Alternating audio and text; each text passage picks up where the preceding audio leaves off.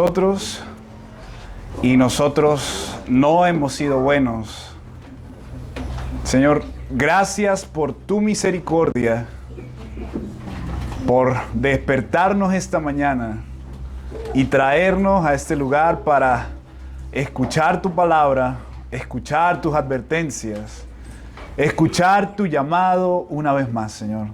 Gracias. Padre, tú eres digno. El Cordero es digno, el Señor Jesucristo es digno de toda alabanza y toda gloria. Y por eso estamos reunidos hoy aquí, Señor, unidos en oración, rogándote a ti que nos des tu palabra, que nos enseñes a amar a Cristo y amar a nuestro prójimo como Cristo nos ha amado. Señor, permítenos en esta mañana profundizar en tu palabra, nadar en este mar, en este tesoro, en estas riquezas. Señor, danos las fuerzas para poder comprender y entender tu Escritura y vivir tu palabra, vivir tu Escritura con el deseo de ser piadosos, hombres bíblicos, mujeres bíblicas, familias bíblicas que aman al Señor y se aman entre ellos. Muchísimas gracias. Amén.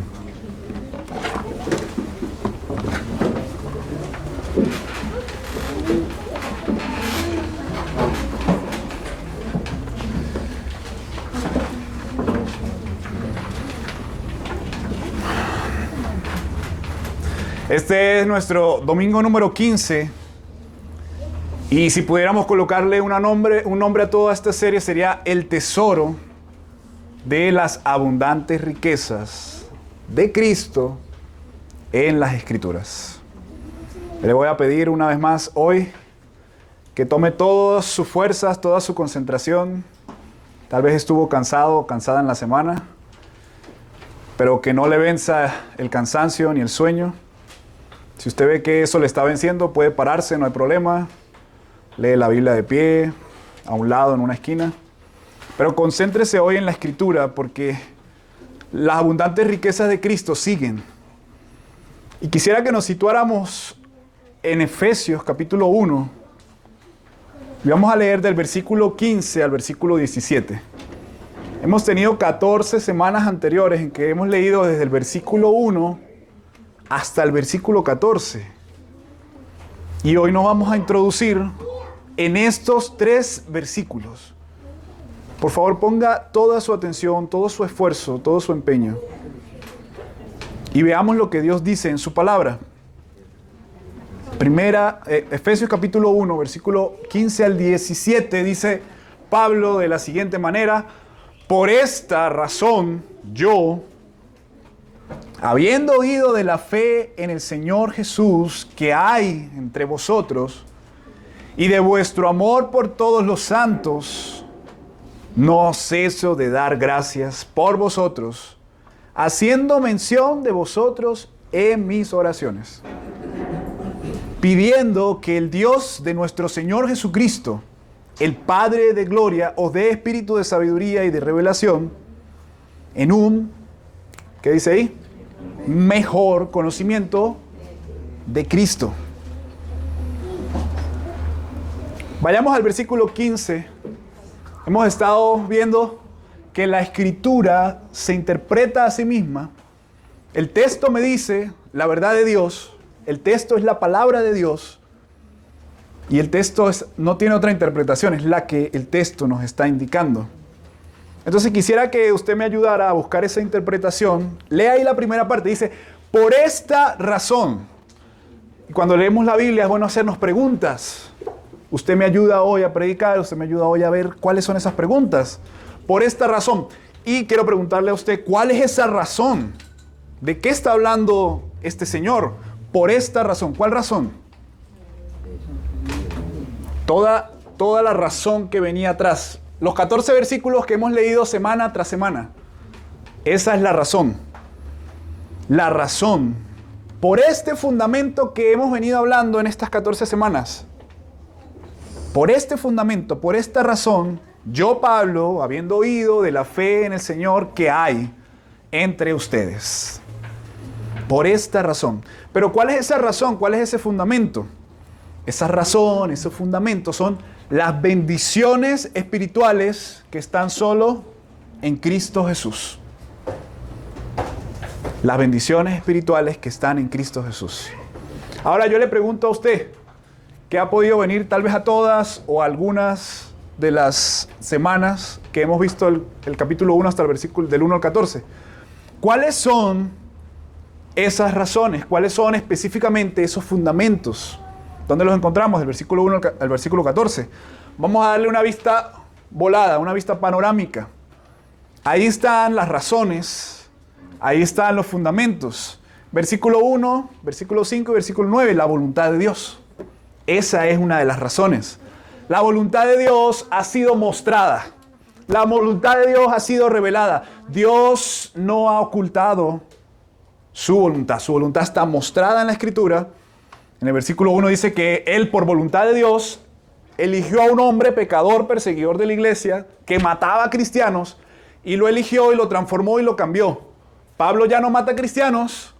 Pablo ahora persigue cristianos, persigue a personas para predicarle a Cristo. Por voluntad de Dios. La voluntad de Dios está en la Escritura. ¿Usted quiere saber la voluntad de Dios? ¿Cuál es la voluntad de Dios para su vida? ¿Cuál es la voluntad de Dios para sus hijos? ¿Cuál es la voluntad de Dios para toda su familia? En la Escritura está la voluntad de Dios mostrada, revelada. No necesita horóscopo, no necesita adivinos, no necesita nuevas profecías. Allí está en la Escritura. Conózcala. Sea un experto de la Escritura. Conozca la Escritura. Abra la palabra y conozca la voluntad de Dios. La voluntad de Dios es referida en el versículo 1, en el versículo 5, en el versículo 9 y en otros versículos. Resalté eso específicamente. ¿Qué más tenemos? ¿Cuál es este fundamento del que Pablo está diciendo por esta razón en el versículo 15? Por esta razón. ¿Cuál es la siguiente razón? Versículo 2. ¿Qué tenemos en el versículo 2? Ahora tenemos gracia y paz. Pablo saluda a un grupo de personas, así como las que estamos hoy aquí. Un grupo de personas y les dice, gracia y paz a ustedes. Ustedes que son salvos, ustedes que han creído en Cristo Jesús, tienen gracia. Tienen lo que no merecen y tienen paz. Eran enemigos de Dios. Estas dos palabras es lo que significa eso. Ustedes eran enemigos de Dios. Ustedes hacían lo mismo que hacen allá afuera, en la calle. Pero tenemos un saludo maravilloso entre cristianos. Gracia y paz. Gracia, tienes misericordia. ¿Alguien en este lugar puede decir que en el 2022 ha tenido misericordia de Dios? ¿Poquita o mucha? ¿O exagerada? Tenemos gracia y paz, tenemos favor inmerecido, tenemos amistad con Dios. Puede faltarle cualquier amistad, pero tiene la amistad de Dios. Tenemos paz para con Dios, ya no somos sus enemigos, ahora somos hijos de Dios. Versículo 2, ese es el versículo 2. Y en el versículo 3 dice que Jesucristo mismo nos ha bendecido con algunas bendiciones. ¿Con algunas? Con todas las bendiciones materiales. ¿Dice así? No lo dice. ¿Qué dice? Con bendiciones espirituales, superiores, no perecederas, que no se acaban, que no pueden ser robadas. Un ladrón no te va a robar esta bendición. Tú mismo no te puedes robar esta bendición porque son bendiciones espirituales dadas y ganadas no por ti, no por tu esfuerzo, ganadas por Cristo. Versículo 4. Ayúdeme ahí. ¿Qué otra razón ve usted ahí en el versículo 4? ¿Qué otra razón ve usted en el versículo 4? Nos escogió. Exactamente. Lo primero que Él ha hecho en estas bendiciones espirituales, en todas estas bendiciones espirituales, es que Él nos ha escogido. No porque tengamos algo muy bueno. No porque una mañana me levanté y dije, necesito a Dios. No. Porque Él, en su misericordia, en su gracia, te escogió aún siendo pecador, aún siendo malo, aún teniendo malos pensamientos, aún teniendo malas acciones. Nos escogió. No nos escogió en el 2022, no nos escogió en el 2050, no nos escogió en el 2008. Nos escogió antes de la fundación del mundo. Antes de que usted pudiera hacer bien y mal, Dios le escogió. Versículo 4 ahí mismo. Lea qué dice después de la coma. Nos hizo, Él fue el que nos hizo santos y sin mancha delante de Él.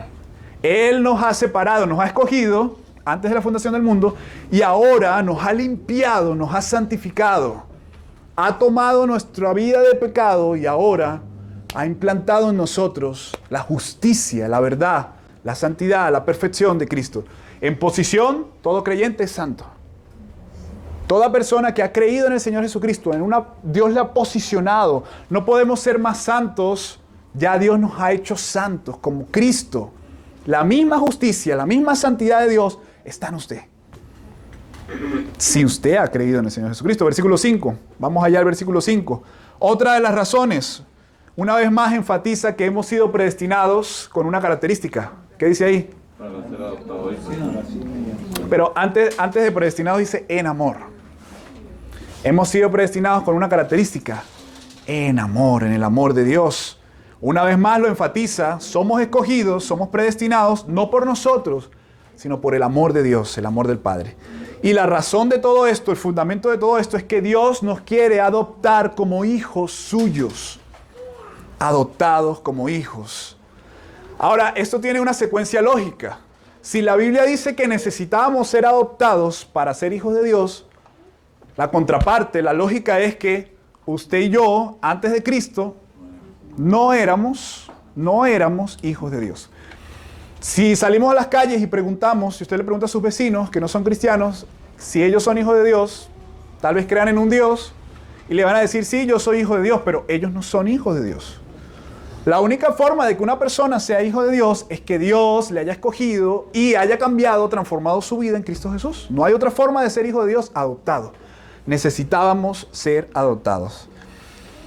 ¿Qué más vemos ahí? Gracia gratuita.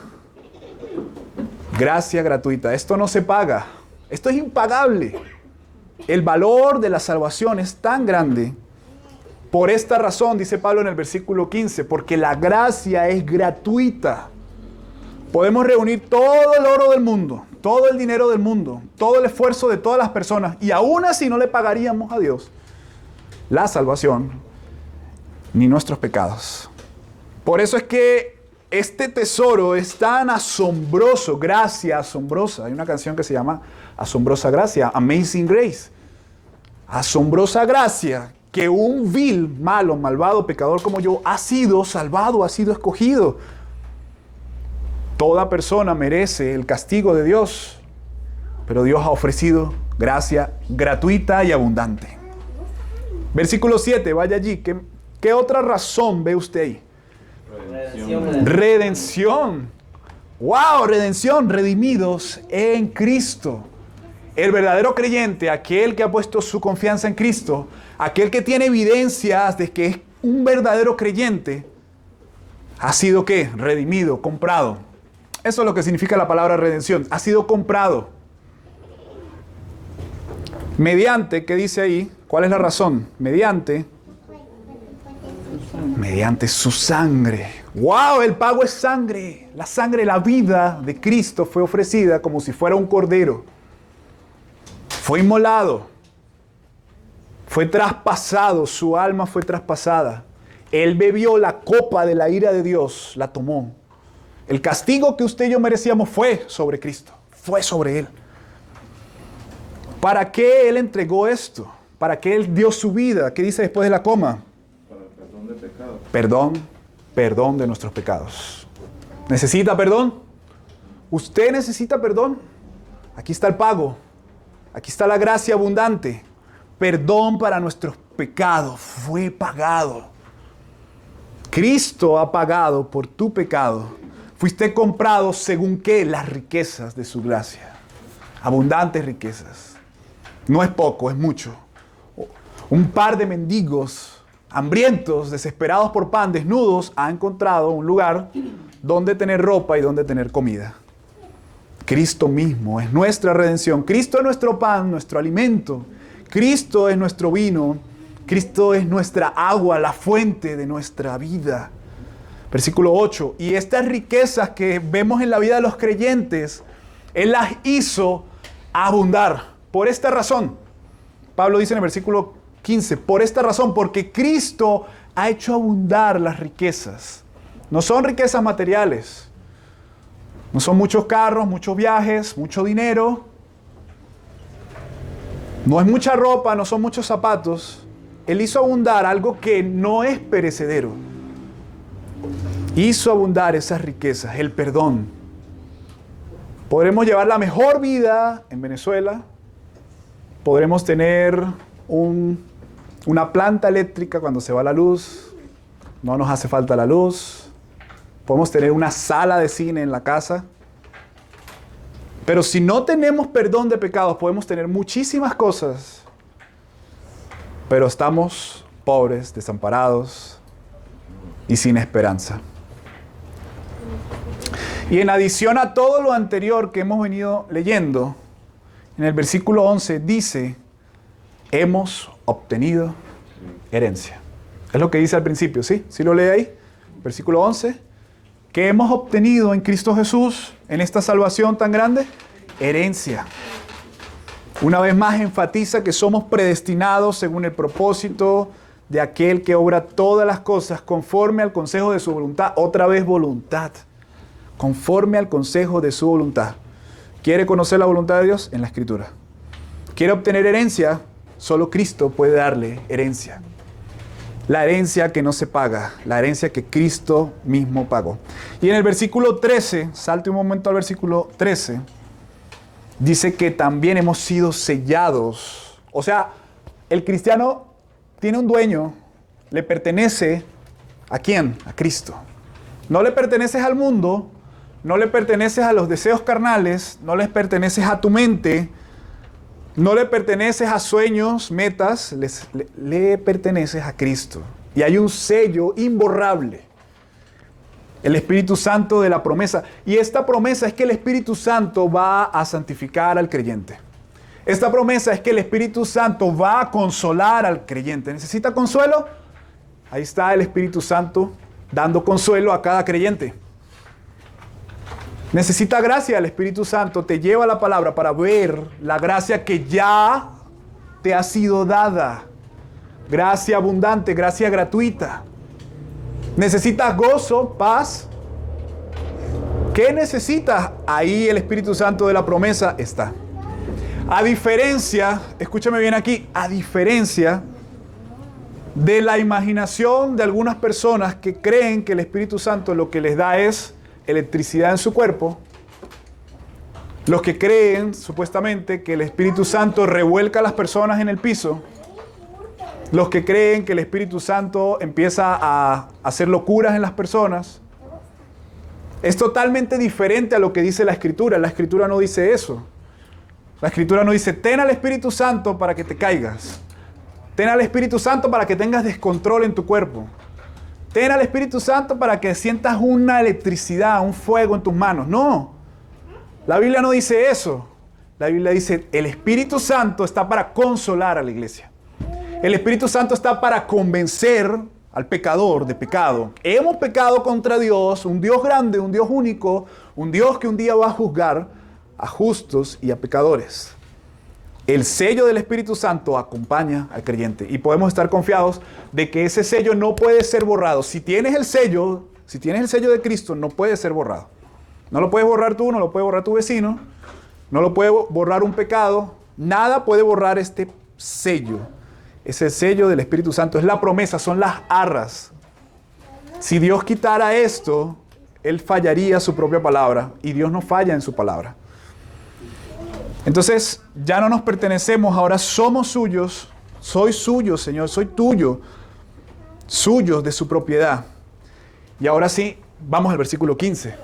¿Qué dice la primera parte del versículo 15? Ya que tiene usted un contexto, ahora sí vamos a entender con más amplitud lo que dice el versículo. ¿Qué dice el versículo? ¿Cuál es la razón? Todo lo que acabamos de decir. Toda esta razón, ¿le parece poquita? ¿Hace falta algo más? Es suficiente, ¿verdad? La Escritura es suficiente. Por esta razón, por este fundamento, y por haber oído de la fe que ellos profesaban, por la fe que ellos practicaban. ¿Qué había oído? Estamos haciéndonos preguntas para ver la interpretación del texto. ¿Qué había oído Pablo? Ustedes confían mucho escúcheme bien, ustedes confían mucho en el Señor. Eso es lo que dice el texto. Eso es lo que dice Pablo. Ustedes, por esta razón, y porque he oído que ustedes confían mucho en el Señor.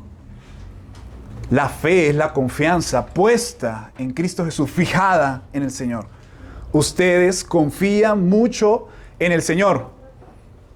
Su confianza entonces, iglesia, su confianza entonces no está en los hombres. Su confianza no está en su trabajo. Su confianza no está en cómo se encuentra el país. Su confianza no está en mandamientos de hombre, en listas de reglas. Su confianza es mucha y está puesta en Cristo. En contraste con esto, el que confía mucho en sí mismo no le beneficia de nada. ¿Sí va conmigo? ¿Sí va con lo que dice la Escritura? El que confía en sí mismo no le beneficia de nada, pero el que confía en Cristo tiene estas razones y estos fundamentos para alegrarse, para vivir confiado, para confiar mucho. El que confía en sí mismo no obtiene nada. Pero esto no era lo que estaba pasando en la ciudad de Éfeso. En la ciudad de Éfeso estaba pasando que había un grupo de personas que había creído en Cristo. Su confianza era mucha. ¿Cómo es tu confianza? Pregúntese, ¿cómo está mi confianza? ¿En dónde está puesta mi confianza? ¿Está puesta en mi esposo? ¿Está puesta en mis hijos? ¿Está puesta en mi trabajo? ¿Está puesta en mi dinero? ¿En qué estás confiando? Por favor, pregúntese, ¿en qué está confiando? ¿Confío en que ya me sé toda la Biblia? ¿Confío en mí mismo? ¿O confío en Cristo? Pablo dice, he oído que ustedes confían mucho. Y la evidencia de esta confianza, hay varias formas de tener evidencias, pero la evidencia de esta confianza es que se aman. Hay un grupo de hermanos en San Cristóbal que han creído en el Señor Jesucristo. Y la evidencia de eso es que ellos deben amarse. Lo dice ahí en el versículo 15. Pero yo quisiera preguntarle a usted en esta mañana si usted tiene claro cuál es el concepto de fe, de confianza. Hebreos 11.1, no abandone Efesios capítulo 1, pero vaya un momento, puede ser que nunca lo haya leído, o puede ser que lo haya leído y es necesario recordarlo. Hebreos capítulo 11, versículo 1, y le recomiendo que se lo lea completo en su casa, Hebreos 11 y la primera parte del 12. Pero ahorita vamos a centrarnos solamente en el versículo 1. Vaya un momento a Hebreos capítulo 11, versículo 1. No pierda Efesios, porque estamos aquí centrados en Efesios. Pero vamos a definir con lo que la Biblia dice. ¿Qué dice la Biblia que es la fe? Hebreos 11. ¿Qué dice?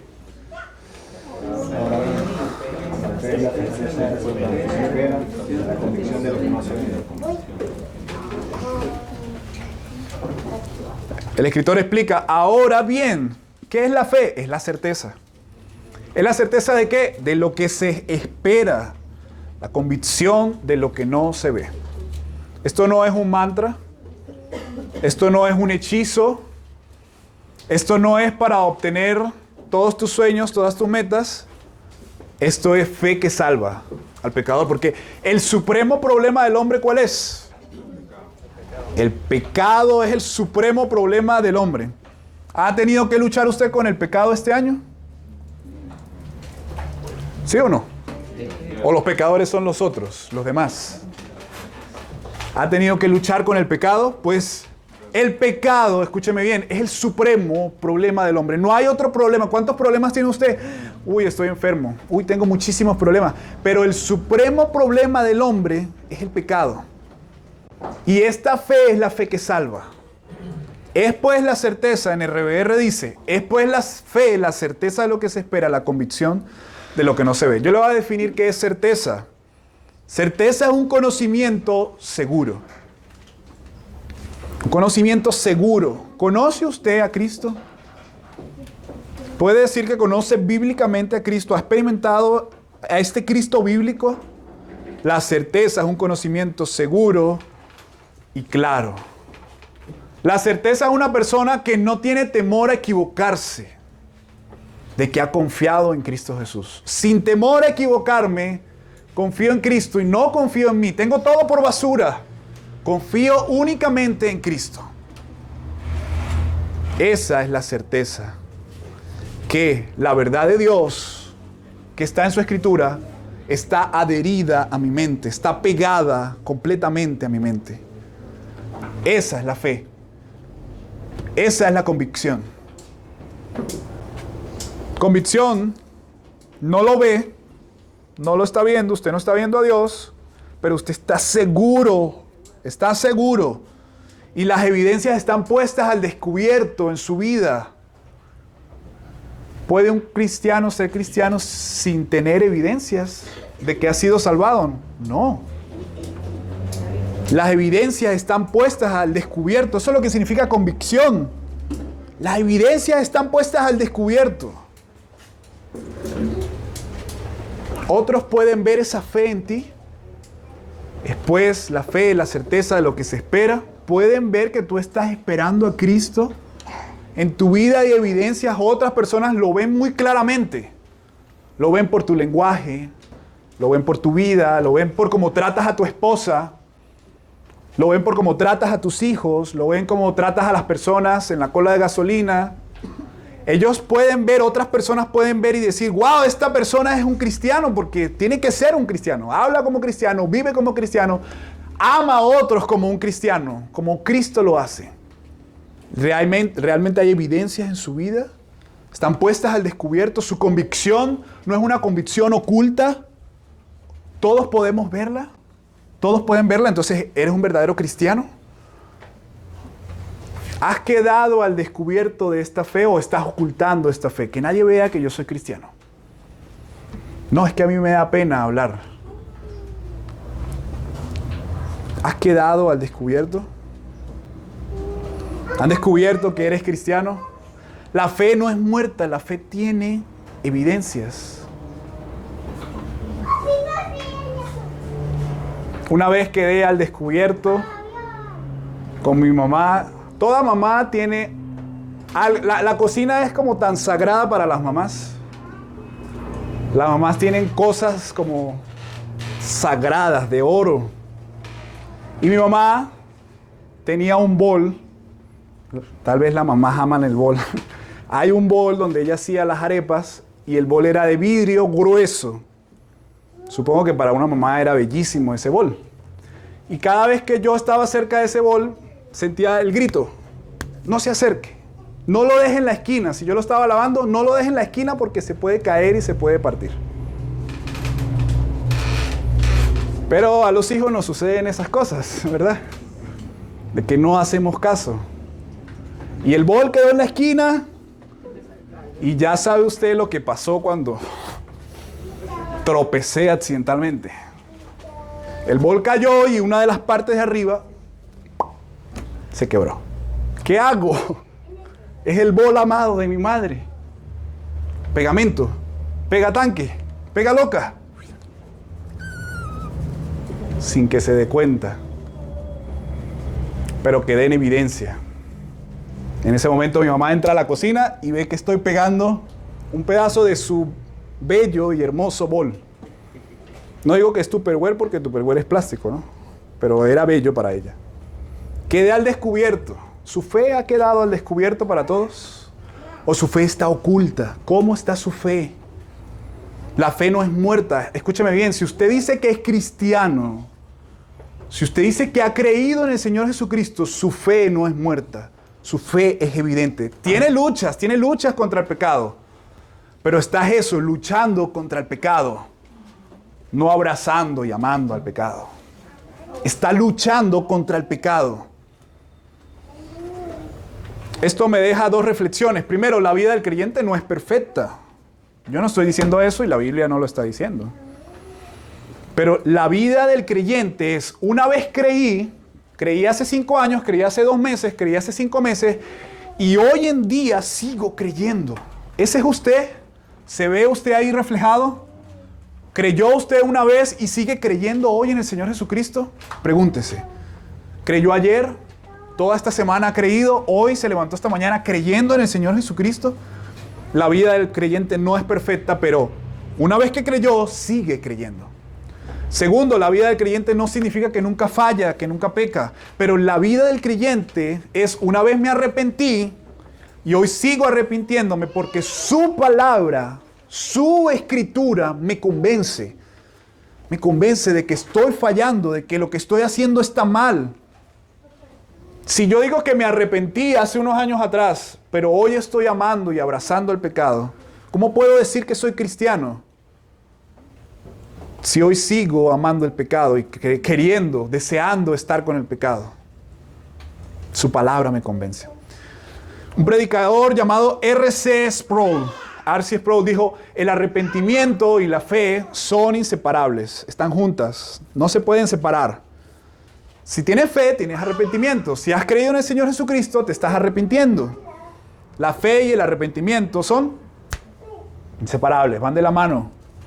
Es imposible arrepentirse y no creer. Yo me arrepiento, pero no creo, no.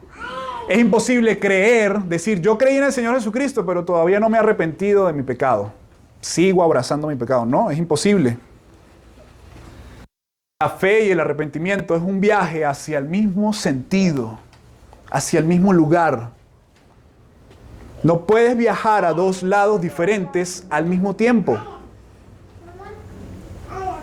Mira este ejemplo. Tienes la boda de tu hijo el sábado en Peribeca a las 9 de la mañana. Pero el mismo sábado tienes una invitación a desayunar con todos los que trabajan en la empresa a las 9 de la mañana. No puedes ir a los dos lugares. Debes tomar un solo viaje. El verdadero creyente sigue creyendo y sigue arrepintiéndose. El verdadero creyente cumple la ley de Cristo amando a su prójimo. Porque esta es la superioridad de la ley de Dios, de Cristo. Amarás al Señor tu Dios sobre todo tu corazón, mente y alma. Amarás a tu prójimo como te amas a ti mismo.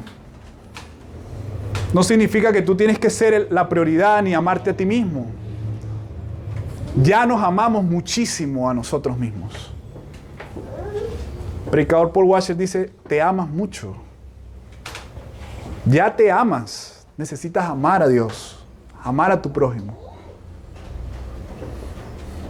Entonces la pregunta en esta mañana, ¿tenemos evidencias de esta fe? ¿Hemos creído mucho? ¿Nuestra confianza se escucha? ¿Todas estas razones están en nuestra vida?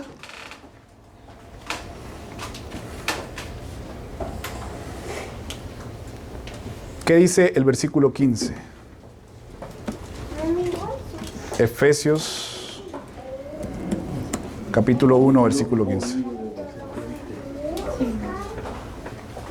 Por esta razón también yo, habiendo oído de la fe en el Señor Jesús, que hay entre vosotros, y de vuestro amor por todos los santos. No solo dice que los creyentes tienen fe en Cristo. Este mensaje verdadero los ha transformado y ellos están preguntándose, ¿cómo hago para ponerlo en práctica? ¿Cómo hago para amar? ¿Cómo hago para que mi fe se vea en amor hacia los santos?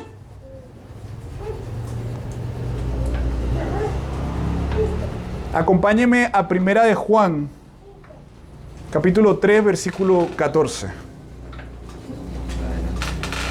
Primera de Juan, capítulo 3, versículo 14. Hay una evidencia ahí, yo quiero que usted la encuentre, por favor. Primera de Juan, capítulo 3, versículo 14.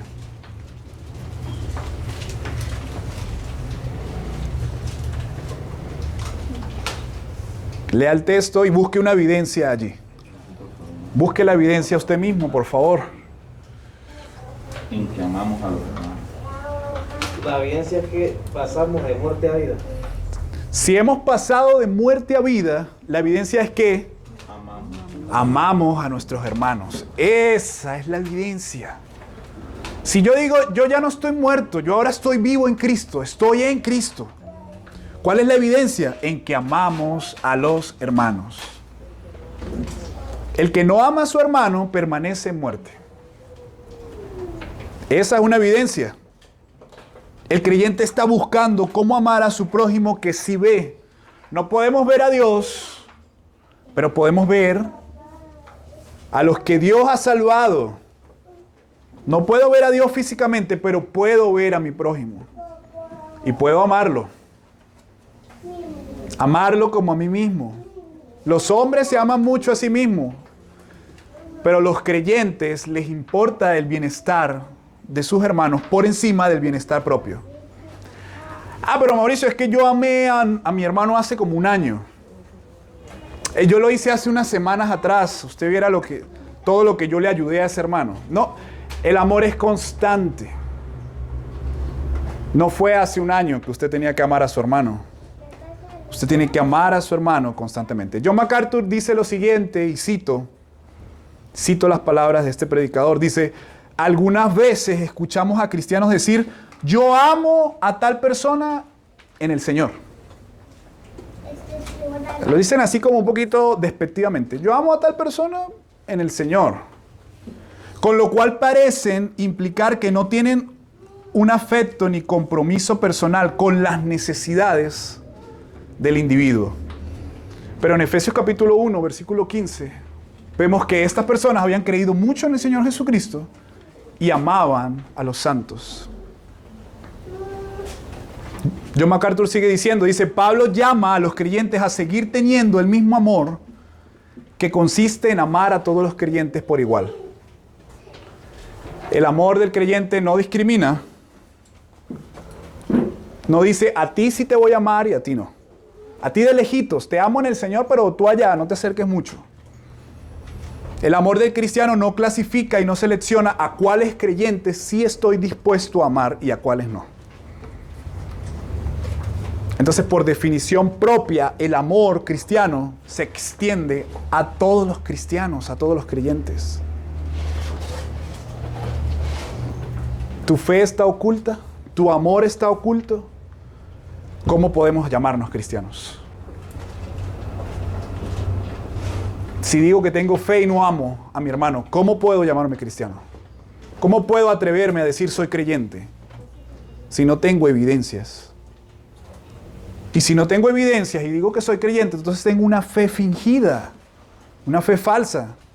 La fe viene con hechos, con evidencias. Esta fe estaba en ellos, lo demostraron en amor para con todos, no para algunos santos, para todos los santos. Y usted y yo tenemos en esta mañana el tesoro de las abundantes riquezas en Cristo. Del 1 al 14, bendiciones espirituales para el creyente, bendiciones ilimitadas para los que han creído, bendiciones que no perecen. Y Pablo intercede por aquellos que han creído en el versículo 15, 16, 17. Para que lleguen a entender y apreciar plenamente sus bendiciones. Lea el versículo 16, por favor. Léalo ahí, por favor. Dice, no ceso de dar gracias por vosotros, haciendo mención de vosotros en mis oraciones. Versículo 17. Pidiendo, ¿qué estaba pidiendo Pablo? Que el Dios de nuestro Señor Jesucristo, el Padre de Gloria, Él pidió ¿qué? Espíritu de sabiduría y revelación en un mejor conocimiento de Él. Para que entiendan y aprecien mejor las bendiciones. Yo pido a Dios que Él les dé sabiduría y revelación en un mejor conocimiento de Cristo. Pablo pide por los que tienen este tesoro. ¿Tiene usted este tesoro? Pablo está pidiendo por los que tienen este tesoro para que aprecien estas verdades, para que entiendan estas verdades.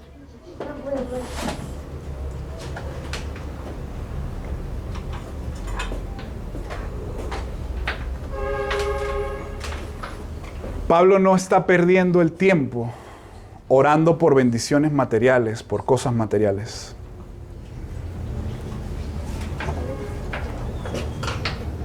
¿Cuál es la oración de Pablo ahí? Sabiduría y conocimiento. No dice ahí, ten tu mejor vida ahora. No dice ahí, ten tu mejor carro. Estoy pidiendo para que seas abundado en dinero. ¿Qué está pidiendo Pablo? Pablo no está perdiendo tiempo en esas cosas. Él pide por los que han sido salvos. Está pidiendo por las cosas del reino de Dios. No pide añadiduras, pide lo que es central, Cristo. ¿Cristo es central en tu vida?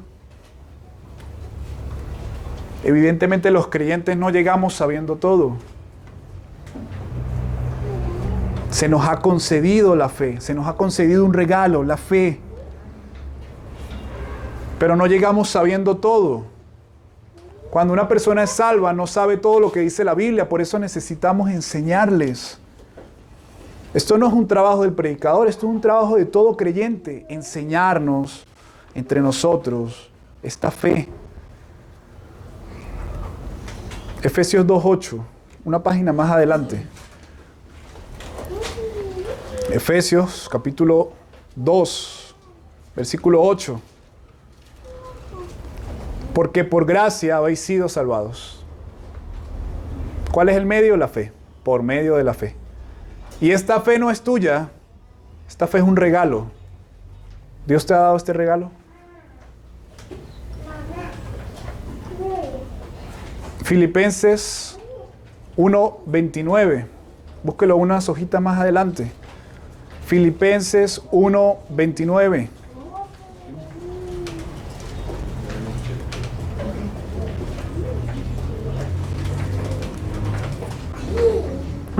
¿Qué dice?